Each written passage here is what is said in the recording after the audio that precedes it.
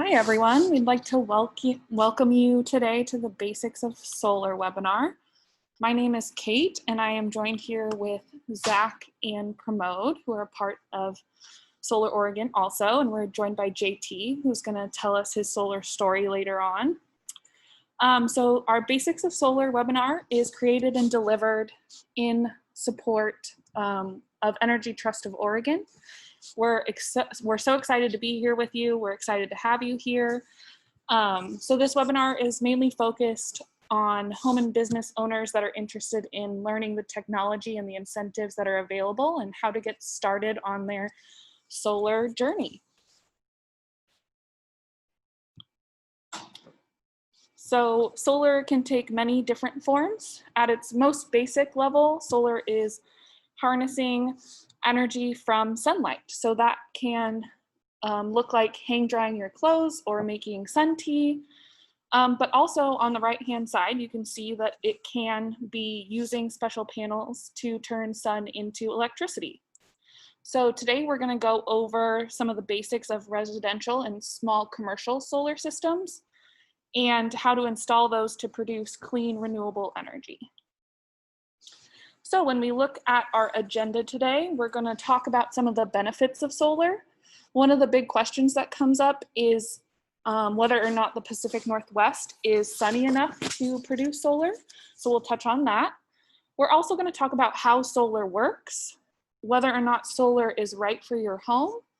We're going to touch on solar and storage, and then we'll get into kind of the financials and incentives behind solar.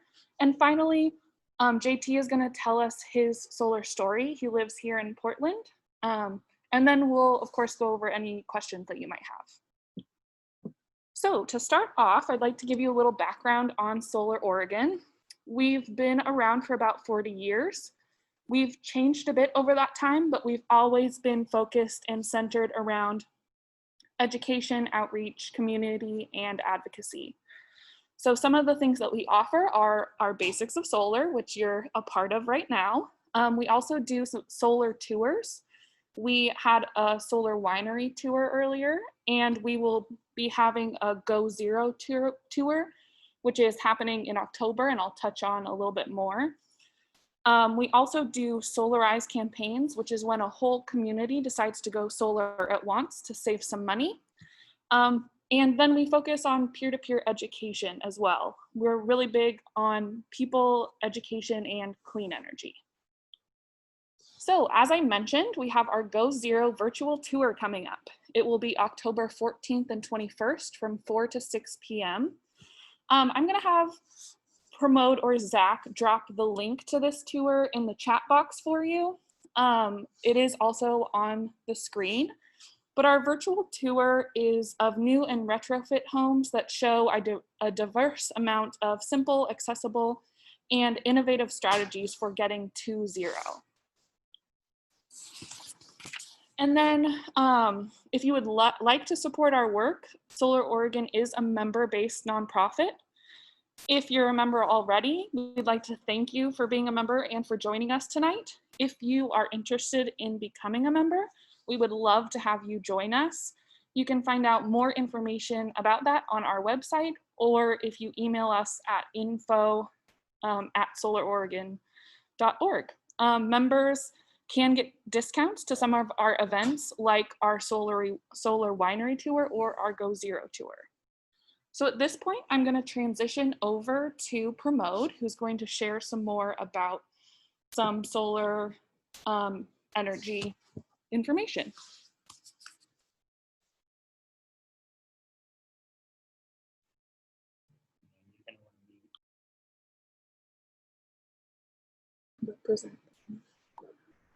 Hey everyone, can you hear me?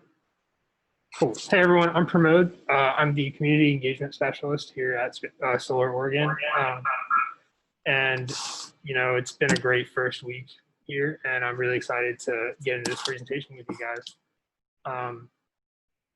First, I wanted to go through our sponsor for today, the Energy Trust of Oregon. The Energy Trust of Oregon is an independent nonprofit that seeks to increase customer awareness, access, and education about solar energy and clean energy in general. They serve 1.6 million customers of PGE, Pacific Power, Northwest Natural, Cascade Natural Gas, and Investm. The Energy Trust is a key player when it comes to families in Oregon getting solar because of the many incentives and assistance, different forms of assistance that they provide, from helping you find a solar contractor to helping you figure out your tax incentives and all that stuff. And I wanted to go through some quick functions in Zoom that we're going to be using today. The first one is the Q&A. Like Kate was saying, we're going to get to your questions at the end, but if something comes up, feel free to press that Q&A button and type it in, and we'll definitely get to that by the end. Next is the chat button. That's the chat that I used to put the Go Zero Tour link in. If you have any thoughts or questions that you would like to say, please drop it in the chat and we'll try and get to it. And lastly, there is a polling function. I'm actually going to drop a poll right now, and this is completely anonymous, but I wanted to know where our watchers or viewers are watching from, and here we go. So there should be a poll out,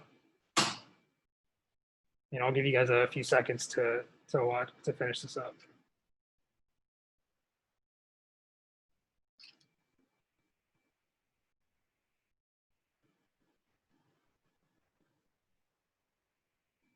Cool. Looks like we have an overwhelming majority of people from Portland and a few people in the Willamette Valley. So very cool. So that's the polling function. I'll drop a few more of those, just throughout the presentation. And right, I wanted to drop another poll, and this one's also completely anonymous. But I'll give you guys a quick minute to fill this one out, and we can get started on the presentation.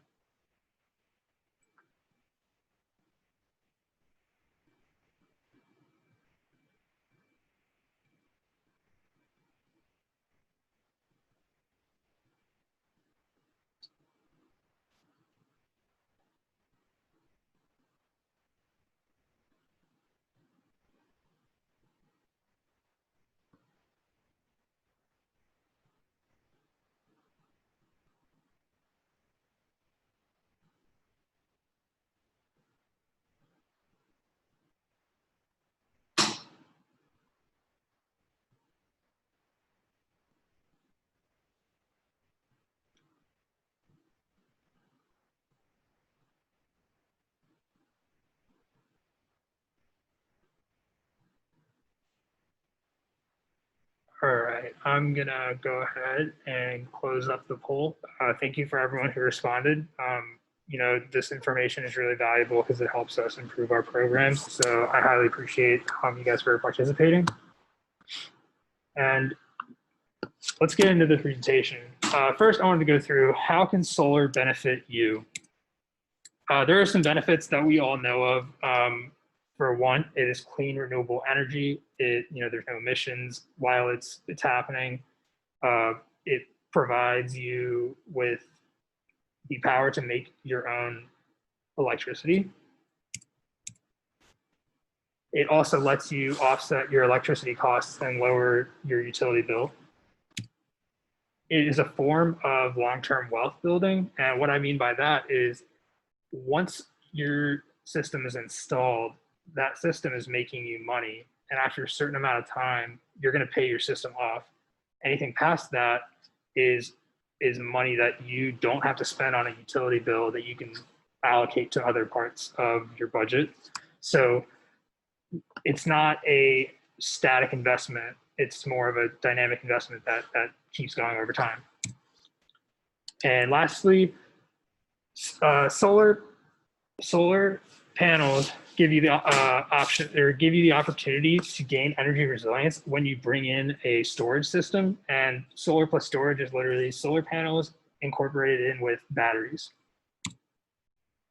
And I wanted to get into a, something that a lot of people say about the Pacific Northwest is that it's rainy, it's cloudy. How could solar ever work here? Like most of the days, the sun's not coming through. So what's the point? Here we see a picture of Portland on a typical day. We see the Moda Center there with its extensive system of panels. And even on a day like this, that system is still working and it's still creating power. And does anyone in the chat, feel free to use the chat function for this, does anyone happen to know which country in the world has the most solar per capita? And feel free to take a guess.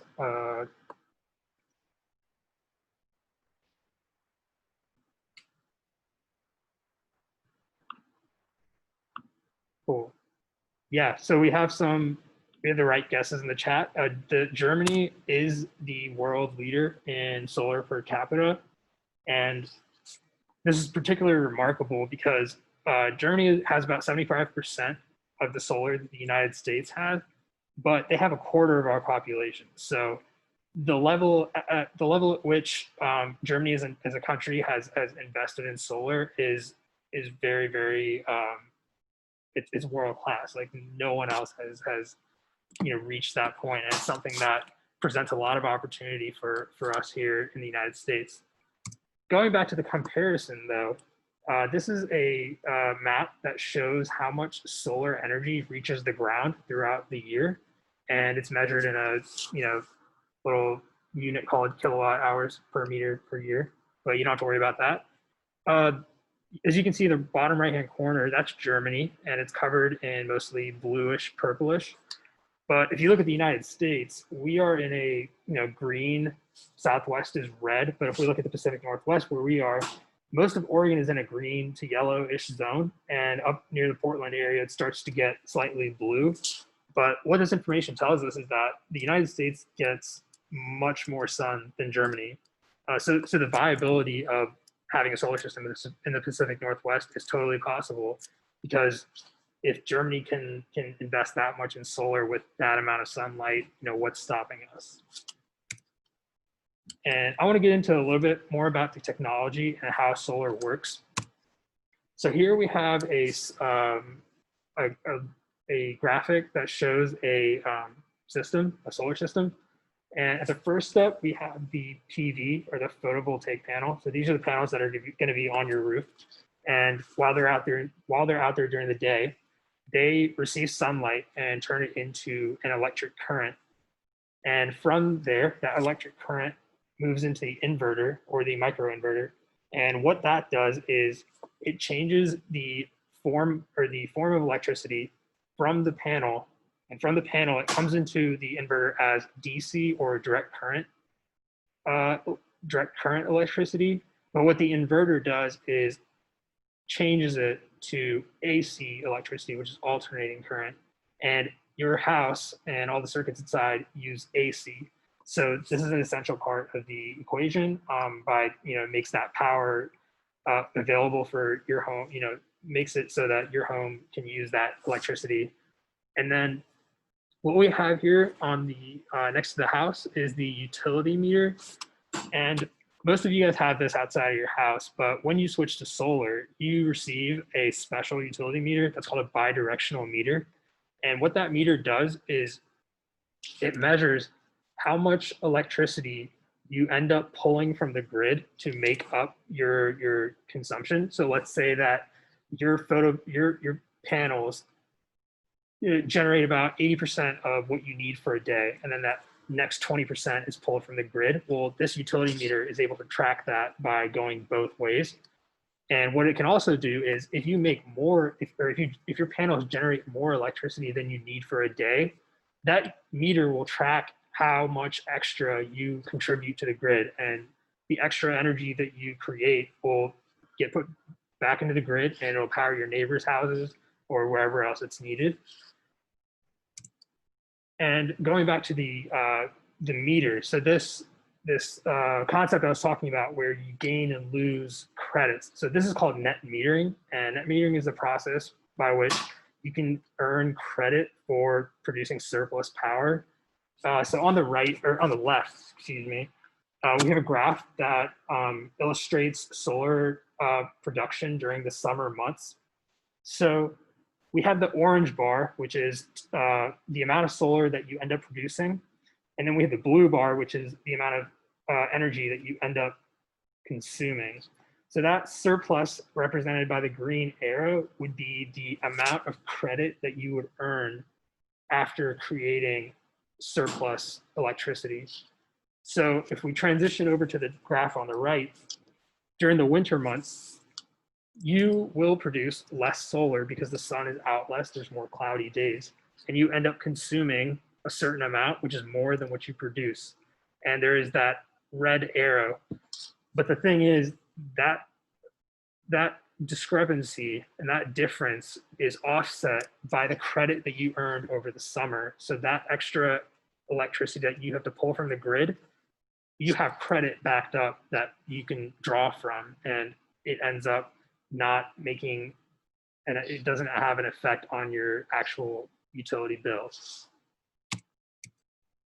Moving on, here are the two most common ways that panels are installed on a property. We have the roof mount and the ground mount. There's pros and cons to both. Let's get into the roof mount first.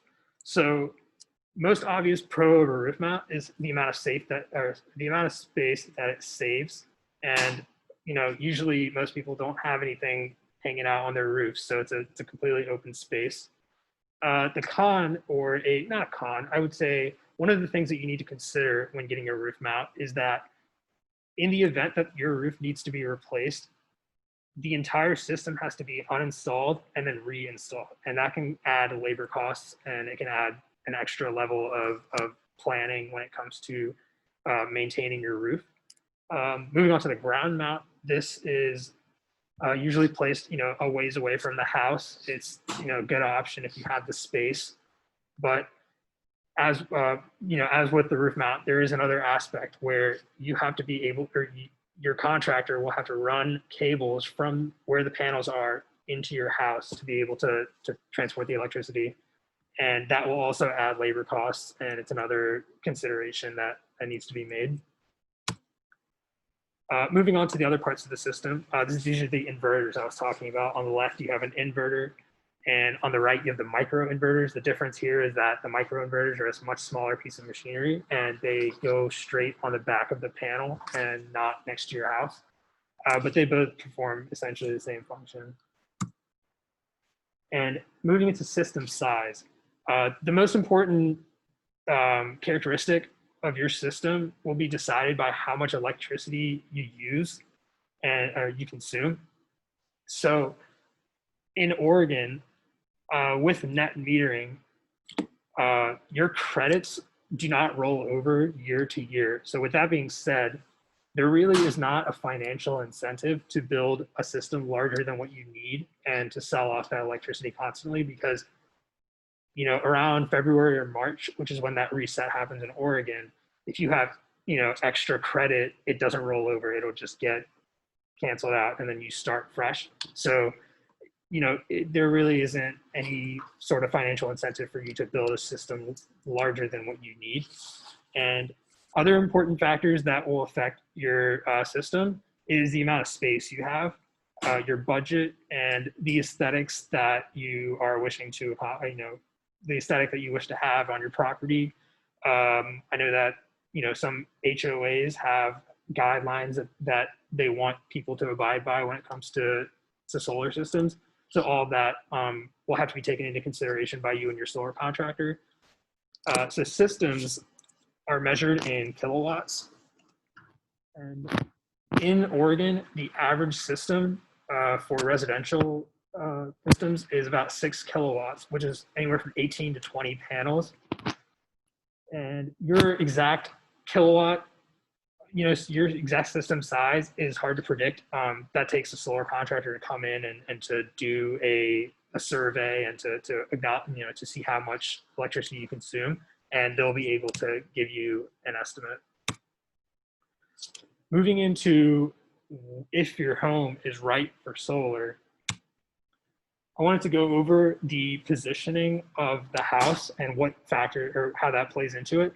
So on the graphic on the left here, we see how the sun travels through the sky during the summer and the winter. And since we're in the northern hemisphere, the sun will always be in the southern sky. So having a roof that faces south is the most optimal type of roof because it faces the sun all day long. So you have a maximum amount of time to, get the energy that's, landing on your roof. On the right here, you see how the orientation of the roof can change how much energy you're able to produce in a single day. So with the east and west facing roofs, there are parts of the day where the sun is not going to be in an optimal position to hit your panels when they're east and west facing. So your production will take a hit because of that, but it's not to say that an east or west facing roof is completely, not good for solar, because that's not true. There's still ways that you can talk to your contractor and they can make sure that they work it out. This is a little example for roof orientation. This is a neighborhood in Portland, and we have 3 houses here. And I went ahead and put some dots on these houses on the specific planes of the roof to be able to show you how the green dots, I'll start with the house all the way on the left. You have that one green dot on the left side of that roof. It's west facing, but it is also, it's empty, it's a flat surface, so it's still an okay spot for solar. The red spots are north facing. These are not viable for solar because the sun will not be hitting them, enough during the day. Moving into the middle house, this is kind of an interesting example because of how many different kind of parts of the roof there are and how many different directions it goes in. So installing a solar system on a roof like this is not as quite a straightforward process because of how many, because of these space limitations. So the size of your system may be impacted based on how much space is available on your roof to be able to install them. And the house all the way on the right, that is a standard south-facing roof that is excellent for solar. It's pretty much the ideal location. And going back into available space, as you can see, there's some yellow squares in that middle house because of just how the roof is laid out and the challenges that arise when you're trying to lay panels down. Another consideration that you need to take into for roofs is if there are any objects on the roof. As you can see on the house on the left, there are some vents on top, and things like that are going to have to be looked at by your solar contractor, and that will definitely affect what kind of, how many panels are going to be on that side of the roof, and making sure that you don't obstruct anything that's vital. And the roofing material is also pretty critical. So with the asphalt, so these are 2 main types of roofs, the asphalt shingle and standing seam. With the asphalt shingle, the installation process looks a little something like this. You have these black bars laying horizontally. Those are called racks. And those are held in place by that black rectangle that you see that's flat along the roof. That's called a flashing. And that helps secure the rack onto the roof using a waterproof seal. And that helps secure the panels, and the panels just rest on the racks. On the right, we have the standing seam, how a system would be installed on a standing seam metal roof. As you can see, there's on the bottom of that piece of equipment, there's a sort of clamp function, and then there's a metal kind of arm that holds the panel in place. Both systems are pretty similar, but they both are very effective in getting your panels up.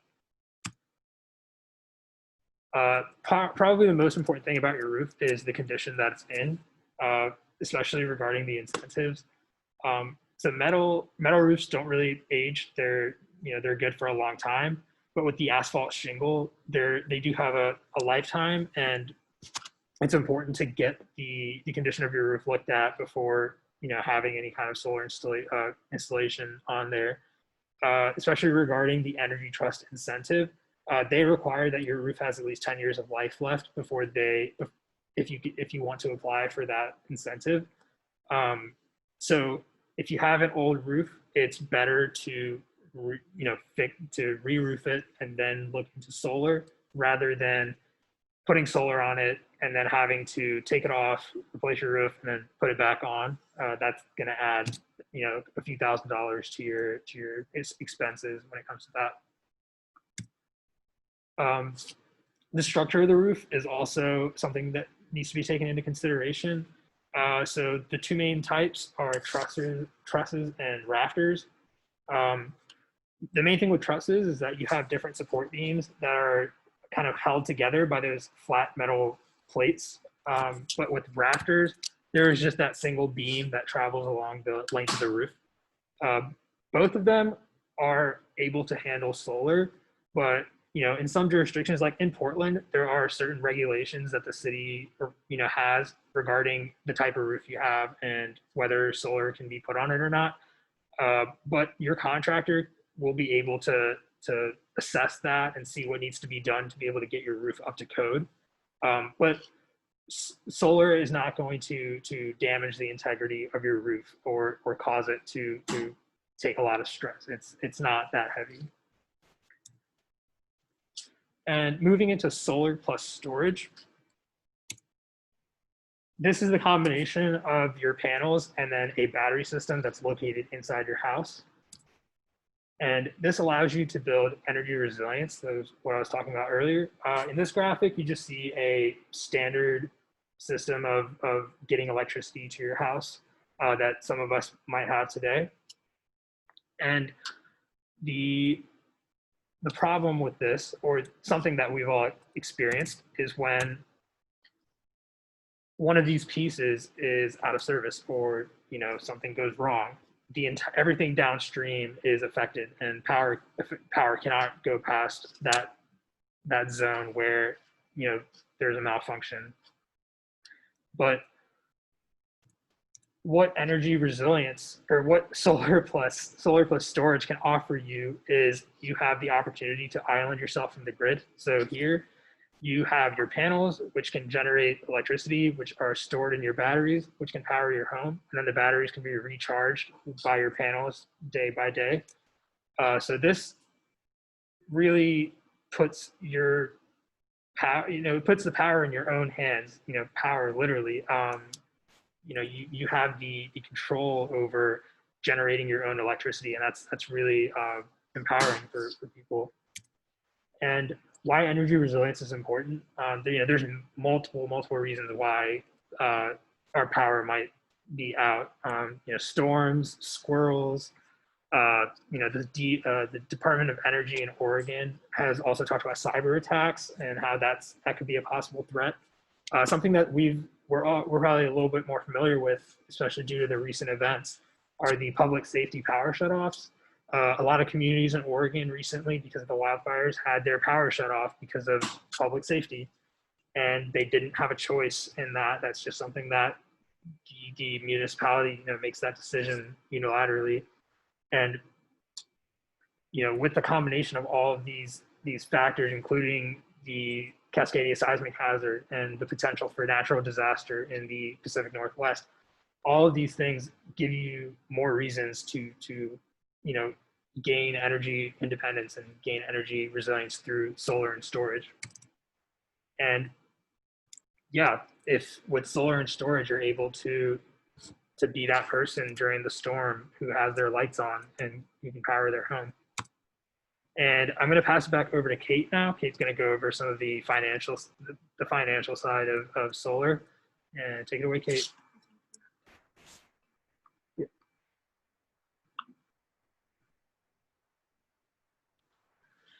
Hi everyone. So now that we understand some of the technology and how to assess your solar potential, let's talk about some incentives and possible financial things. So this graph here kind of shows you the national trends of what we've seen in solar over the past decade. So we can see from this chart that solar has dropped in price pretty significantly over the past 10 years. In 2010, the average cost of a solar system was about $40,000, and in 2019, that was about $18,000. A lot of this was driven by the federal incentive that I'll talk about soon, but it's important to note that solar is still dropping in price. It's just not quite as extreme of a drop. So the main three incentives right now are the federal incentive. There's just an echo. Keep going. The Oregon Solar Plus Storage Rebate, and then the Energy Trust Incentive. So in 2020, the federal incentive is a 26% tax credit for both solar plus storage if they're connected. The important thing to note with this is that you do need tax liability to get this incentive. The Oregon rebate is funding kind of comes in waves with that. So I would encourage you to talk to your solar installer about what benefits you can receive through that. The Energy Trust incentive is up to $2,800. You must have PGE or Pacific Power to get that incentive, and you must also install through an Energy Trust trade ally, which I will talk about later. So one really important thing to note with the federal incentive is that it has been decreasing. So we see it as 26% this year, but that is going to drop next year to 22%. And as of right now, it is going away for residential in 2022, but it does persist at 10% for commercial systems.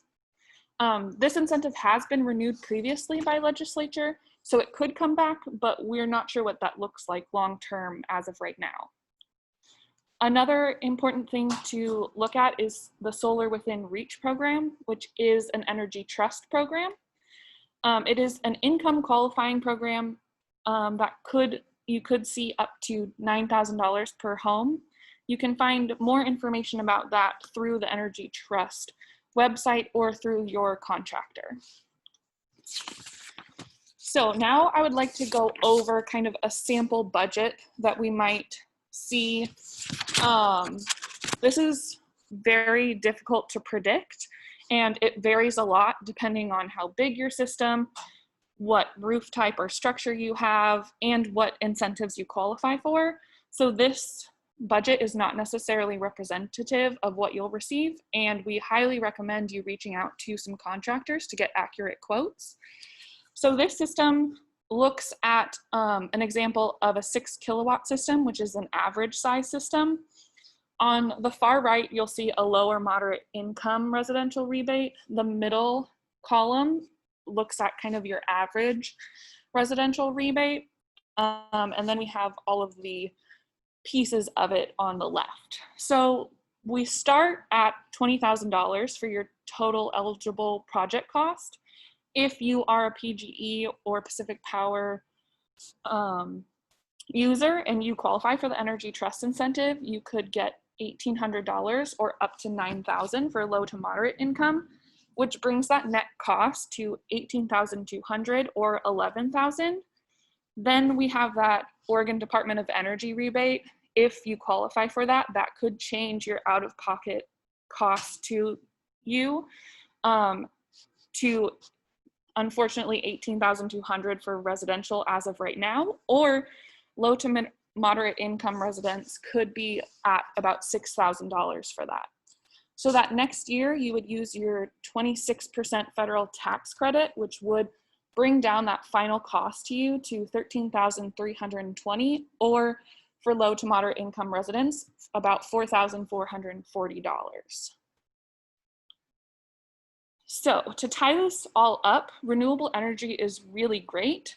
but conserving energy and upgrading to efficient appliances and systems can help you reduce the money you're spending right now, which would lower the amount of solar that you would need to power your house. System size has a really large impact on cost, and so it pays to look at the efficiency that you're seeing right now. More efficient measures also have a really big payback right away. So upgrading to efficient appliances, adding insulation if you don't have any currently, or using heat pumps and heat pump hot water heaters to replace things like inefficient baseboard heating. So once you've considered your options, how do you get started? So first, you should have your roof evaluated. We highly recommend hiring an Energy Trust Trade Ally contractor. They're rigorously evaluated, and these are the only contractors that are approved for that Energy Trust rebate if you qualify for that.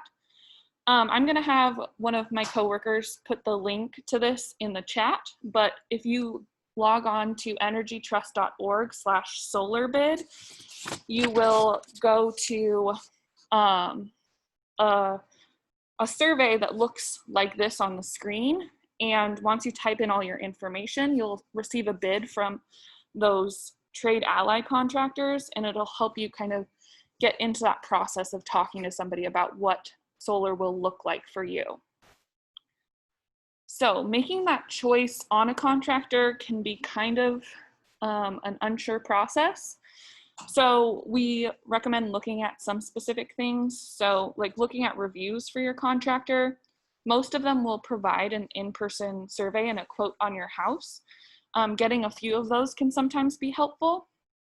Some of the questions that you could ask when looking through those bids is, how much experience do these companies have with solar installation? More experience can sometimes be better or show you how long they've been around. What products do they offer? Some installers will install any product while others have a narrower menu of what they offer. What kind of financing do they offer? Do they partner with a specific bank? What kind of warranty do they offer? Do they have warranty on the installation process, on the panels themselves, on the inverter? And then how long will the project take? Some solar installers can be pretty busy, so understanding kind of what that looks like can be really helpful. And then also asking for recommendations from people in your community who have also installed solar. There is no right company, so just considering your options and kind of seeing what feels right to you is a great way to go. So once you've found your contractor and signed your contract, installation itself usually takes about 1 to 2 days. Before that, your contractor will obtain permits and apply for that Energy Trust incentive and get net metering set up for you. Your contractor will take care of all the paperwork and permitting processes, except for that federal tax credit, which is on you to take care of. After the installation, your contractor will manage inspections and grid interconnection. And then once that has all been approved, your system will start producing clean electricity. So now I would like to welcome JT, who is from Portland and has an awesome solar story that we'd love for you to hear. I think you have to.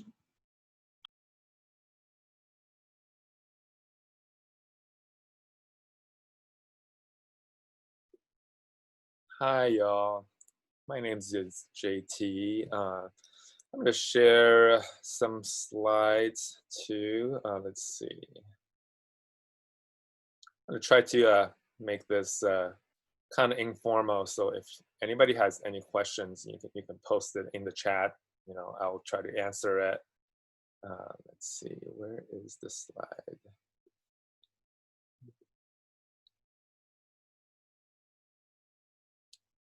Having some technical difficulty here. Let's see.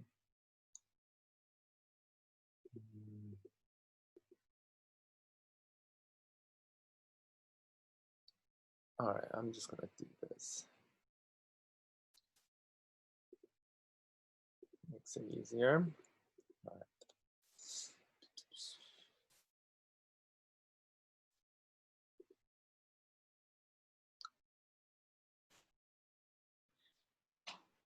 while JT is getting set up here, everybody should know that if you have questions, go ahead and put them in the Q&A, and we will get to them before the end of the webinar.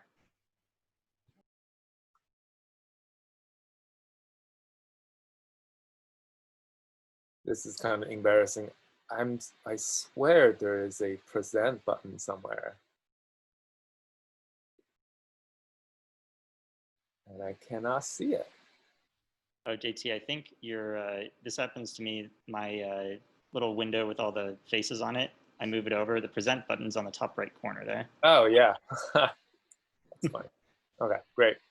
Great. So, like I said, trying to keep this short. So this, I moved here and moved around Portland a little bit here and there, and always kind of wanted a solar panel. My background comes from like system engineering, like lots of gardening, lots of ecological related fields. So, you know, getting solar panel has always been one of my dreams.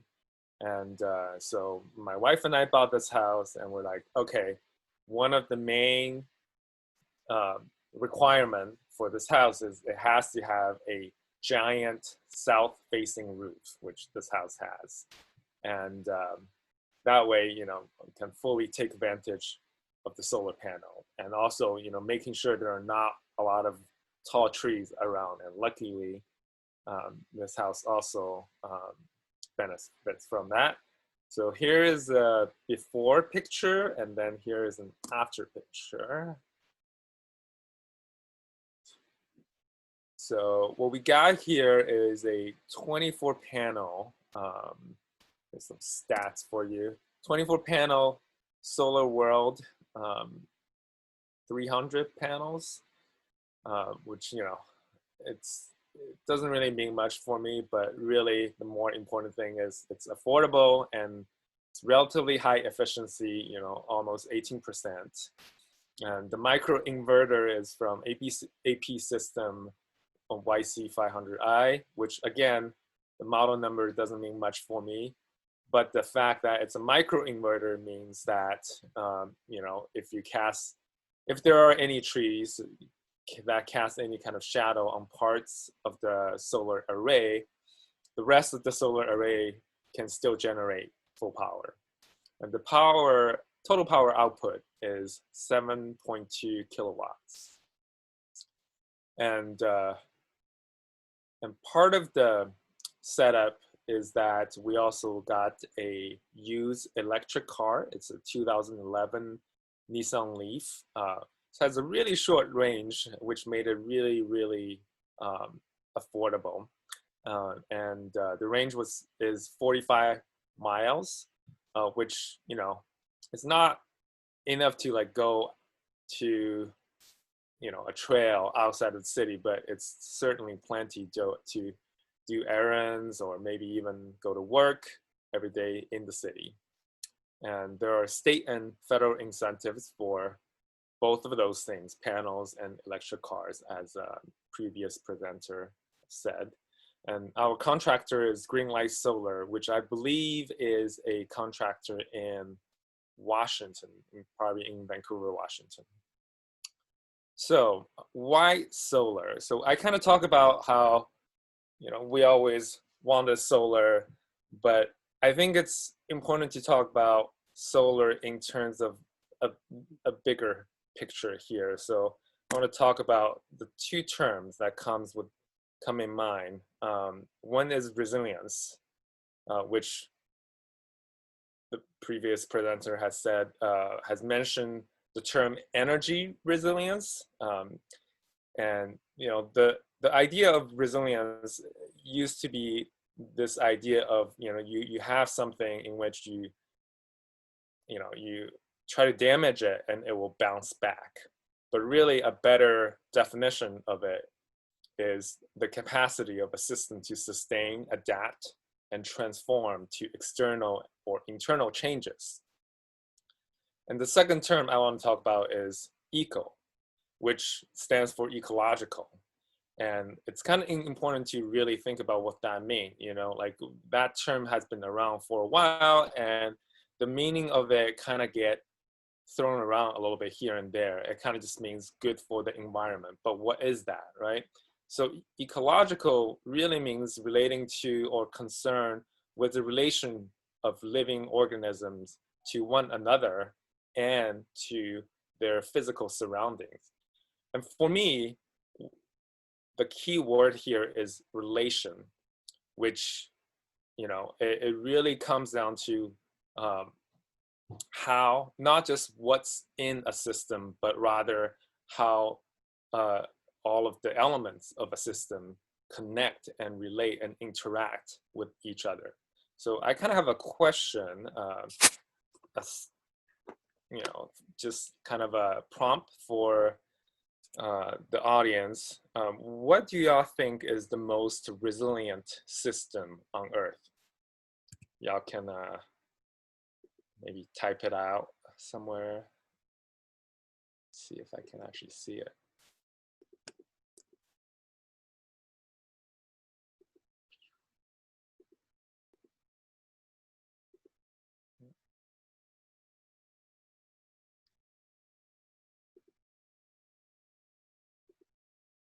Okay, maybe I need to rephrase the question a little bit. So think about all the systems in the world. So whether it's like, let's say, you know, a country is a system, right? Or, you know, your work is a system, or a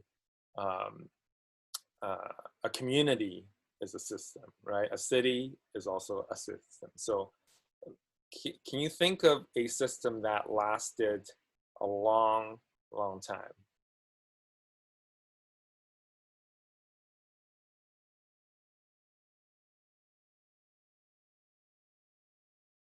Forest. Oh, I think Zach, so Zach said forest. Yeah, there you go. So forest is a really, really good answer. Forest is actually one of the longest living systems in the world. Does anyone have any guess? Zach, do you want to guess how many years the longest living forest has been around? Quick guess.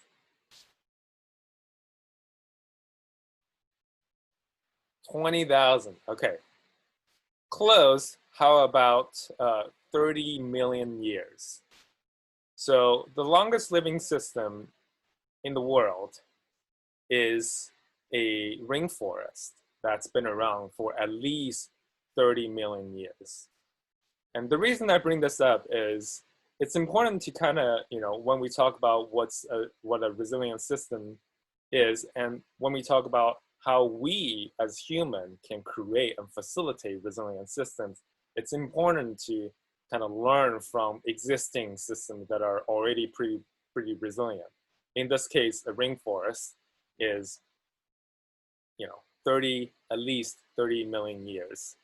So what are the elements of a rainforest? An element of a rainforest, you know, the biggest element is are all of the trees, right? The trees, the canopies that cover the rainforest, and that's where, you know, I think there is a good analogy between forest and solar panels, and how solar panels are essentially our canopy trees, where all of the energy gets created or really converted from sun to, you know, in the case of a forest, organic materials, or in the case of a solar panel, electricity that can then be used. And of course, sun, as far as we can concern, has almost an unlimited amount of energy. And to me, you know, that is kind of the biggest reason why I choose solar, because it's just something that has worked, and it's something that's very much abundant and very much renewable. So yeah, that's kind of my, you know, solar stories, and you know, wondering if I I just want to leave more time for question and answers from here now.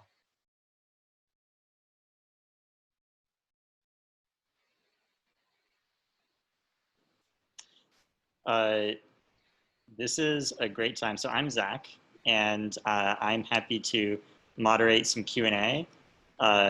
Really, any questions that are on your mind about JT's story for JT about his experience with solar.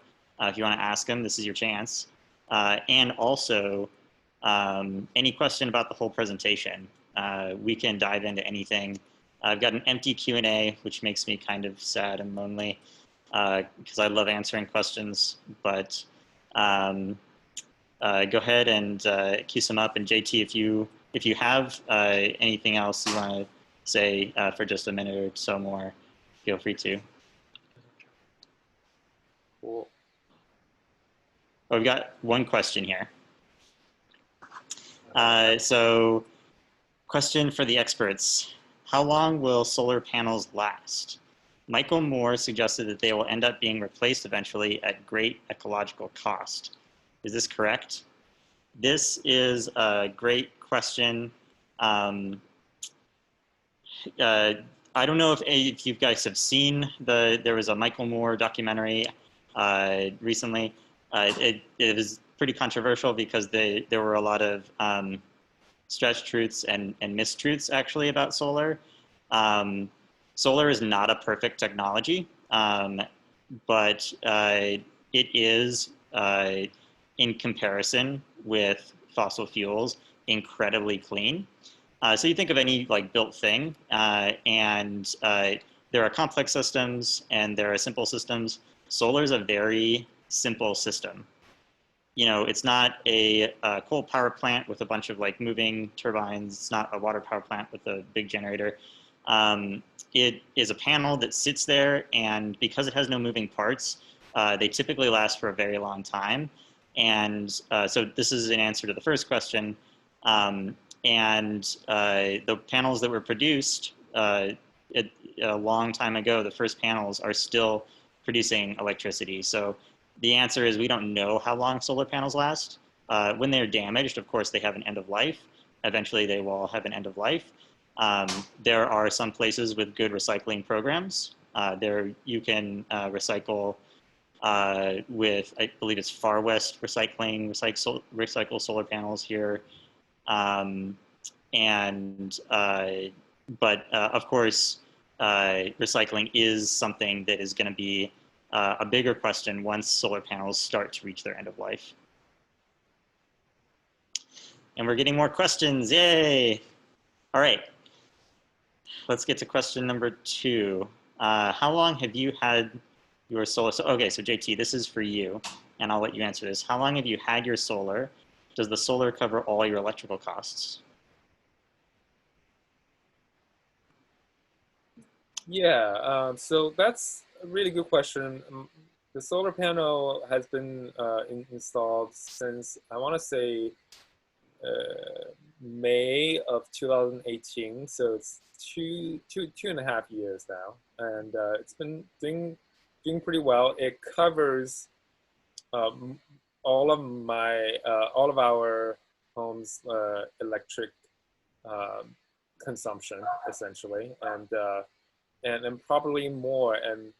And I think it's a little bit hard of a comparison to a normal single family home because we have actually a good amount of housemates living with us, and they, you know, in combination uses a lot more electricity. But generally, a solar panel of like a 24 solar panel is plenty, and you'll probably even get a rebate from PGE at the end of the year for the extra electricity that you produce.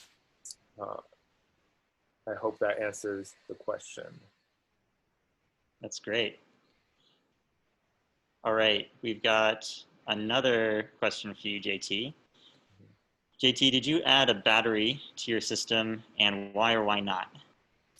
Yeah, definitely consider adding a battery. I think one of the reasons I decided not to add a battery, it's because I am connected to the grid and I'm in the city. So the, you know, the battery would only really kicked in or be, more practical if, the grid is, if I'm in like a rural environment where I don't have connection to the grid and I need to basically be prepared for blackouts. And maybe in the future we'll have more blackouts. I don't know, but like at that point I will probably consider the battery more. And I think, like Zach said, solar panel is not a perfect technology, so I do consider the ecological cost of solar panel and the battery too.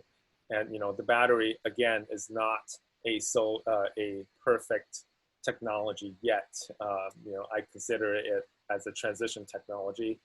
So if I don't have to use it, I'm not going to use it. So it sounds like it was not a high priority because you don't experience a whole lot of outages right now. Exactly. Yeah. Yeah, and just to note, off-grid batteries definitely exist, and that's a use case. The majority of batteries are installed on grid-tied solar systems, and they give you the benefit, as Pramod was saying, of energy resilience when the grid goes out. There are other battery values, and of course there is the aspect of battery in terms of it's another manufactured product, and there are ecological costs to that. And we have a question here. How many solar panels would one need on average to go fully off-grid? How much power do average households use every year? These are two great questions. And keep the questions rolling. We are going to try to answer all of them. And you can stick around now. If we don't get to all the questions, we are going to email you your response. So the going off grid is you have to produce your own energy. But as we learned with solar plus storage, when we went over that, in order to use your energy when the sun isn't shining or when the grid is down, you have to have a battery. If you're off grid, you can't be off grid without a battery. So this is your power system is producing and storing the electricity. So there are two things there when you're thinking about the size of your system. One of them is number of panels, and that's going to essentially control, if you think about energy coming in, say there's like an imaginary faucet, right? So more panels means like this faucet is stronger. There's more energy coming in at any given moment. More batteries means you can store more. So you could have a system with really big batteries and, a moderate number of panels, and you could just build up a big store of energy. And as long as your inflow is, matching your outflow over the buffer time of your batteries, as your batteries can give you that energy, you're going to be good. You can have a smaller battery system and more solar panels and recharge your batteries quicker. So there's not an easy answer to that question, but it is a good one. And it's something that solar contractors will be the ones to talk to if you have a specific project in mind. How much power do average households use every year? There are published figures, and I believe it's around 6,000 or 7,000 kilowatt hours per year, but don't quote me on that. I would Google energy usage statistics for Oregon.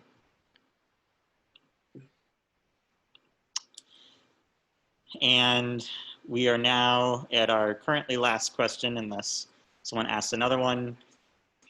Oh, it sounds like there may be more in the chat. PGE is going to institute time of day pricing. Electric more expensive in evening. How will this affect payback for batteries? This is a good question.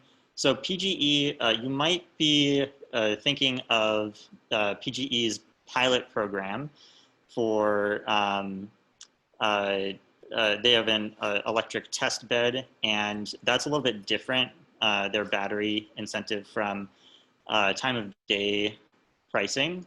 They've actually had a time of day pricing rate structure that is optional. Most people don't have it.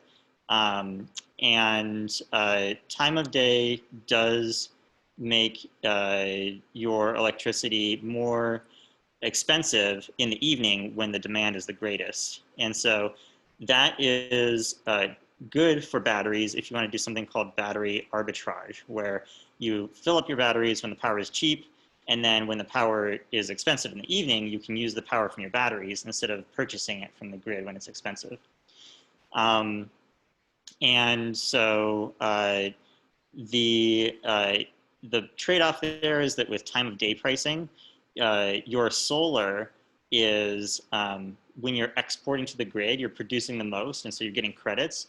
You're getting, if you have time of day, and that's linked to your net metering, which is not always the case, that will be cheapest electricity when you're gaining credits. And so check with your provider, whether that's PGE or another electricity provider, and make sure you know the interplay there between solar and batteries and whatever kind of rate structure process you have. And I've got a statistic pulled up. A typical household in Oregon uses about 1,000 kilowatt hours of electricity per month. So I was about 50% off there. So it's about 12,000 kilowatt hours per year.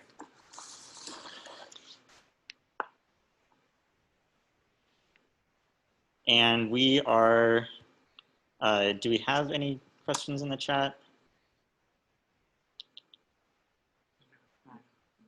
I live in the county. The permits are not as straightforward as you. I see. I live in the county. The permits are not as straightforward as, yeah. So permitting is different from jurisdiction to jurisdiction. It's every county, city will have a slightly different set of processes and requirements. Portland is, if you're talking about living in Multnomah County and living in Portland, you will be subject to relatively more stringent requirements. And this in particular comes to the structural aspect of the roof. So we were talking about the difference between trusses versus rafters. If you have a new home with trusses in the roof and the support beams, you're most likely going to be what is called prescriptive path, which means that you don't have to get an engineer looking at your home. They already know that your home can support solar. Their prescriptive path is very stringent. That's the stringent requirement. If you're not prescriptive path, and you can be prescriptive path if you have rafters, but they have to be certain size dimensions. If you're not prescriptive path, that can add extra cost because you might need to get an engineer looking at your roof. Other places around the state, it is often much simpler. It's just in Portland that it's more stringent like that.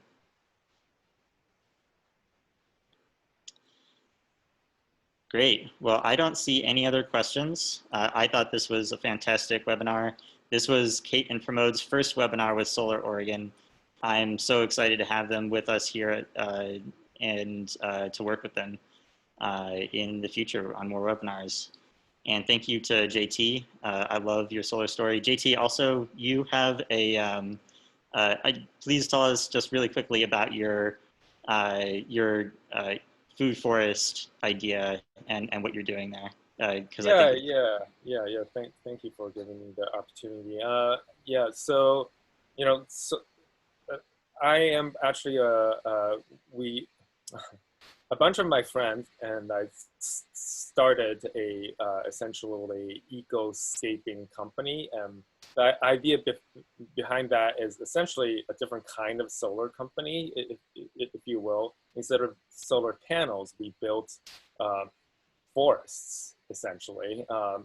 But more than any kind of forest, it's either a food forest or a native ecosystem forest. And the whole idea behind those designs is that these ecosystems, these food forests, are again resilient, ecological, but also continuously extract carbon from the atmosphere and bury it underground so that they are not just carbon neutral, they are actually carbon negative? Yeah, carbon negative. And yeah, so that's kind of our new alternative solar company, if you will. It's the name of the company is Symbiop, SYMBIOP, which stands for Symbiosis Cooperative. And you can read more about us on symbiop.com. Thank you. That's great. Thanks so much, JT. Great to hear your solar story. Thank you, everybody, for joining us.